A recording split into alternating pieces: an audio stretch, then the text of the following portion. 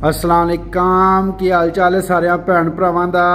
अच्छा मैं आख्या तुहाडे नाल मौजूदा सूरत हाल जिहड़ी ओह शेयर कर दईए। चौधरी तुहानूं पता ही है कि रेस्टोरेंट जिहड़ा नहीं वो 2-3 दिन तो बंद सी ते चैकिंग वालियां जिहड़ा नहीं अज दोबारा आउणा सी चैकिंग करने चैकिंग वो कर गए ने ते तुहानूं भी एक बारी विखा दिंदे आ। ठीक है चीज़ां अजे साड़ियां मुकम्मल तो नहीं सन लेकिन यह वेख लो किचन यह उन्हों का इतराज़ को नहीं सी लेकिन कर दिता है। बाकी भी किचन साफ सुथरा है, अल्लाह पाक दा शुक्र है।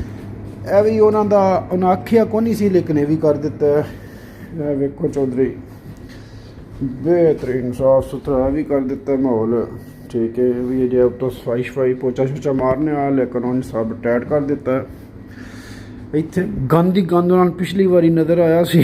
ठीक इतकी जड़ा नहीं उन्होंने वेख्या कि भज के तो कोई शै नहीं अगे पई। ठीक है जड़ा भी सारे टाइट कर दिते रंग शंग कर दिता है। आंदे हुण ये भी जड़ा नहीं थोड़ा जड़ा सुशी का जड़ा अपनी दिलों तैयारी की है भी सारी हर शै चौधरी साफ सुथरी रेडी करके रखी है। यह साड़ी लागर ये भी चेक कर गया ना जो चीज़ां कुछ साड़ियाँ करने आई लेकिन ये कि बेहतरीन मतलब साफ सुथरा होए है। अज का दिन वैसे ही असां बंद रखे है क्योंकि सफाई अजे दिल थोड़ा जा और बेहतर की जाए लेकिन जड़ा नहीं वो जस दे गए इन सारी अल्लाह पाक का शुक्र है। उन्हें आख्या खोल लो भाई जी कोई मसला नहीं जैसे दिल च खोलो भावें सुशी वेखो भावें ढाबा बेचो जो तुहाडा दिल मुनासिब लगता तुहानूं करो। तो सारी चैकिंग चौधरी करा लीए सब अच्छा अल्लाह पाक दा शुक्र है साफ सुथरा कोई प्रॉब्लम नहीं है।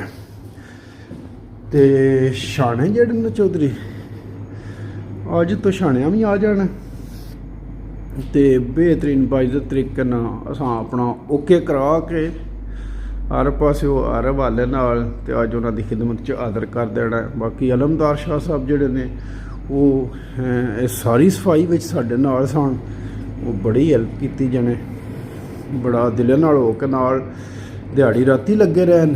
अजे भी कुछ चीज़ां साड़ियां करने आईयां बहरहाल ये भी हो जान दियां अज फन देनियां। अलमदार शाह साहब बड़ी नाल हेल्प कराई है। हूँ जड़ा नहीं असी सारा चौधरी रेडी कर दिता है।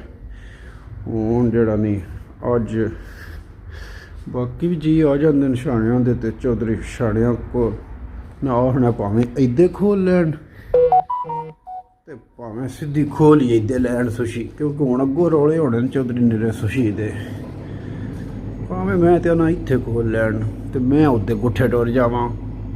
ठीक है हुण ओह दिन तो फिर समय रले दी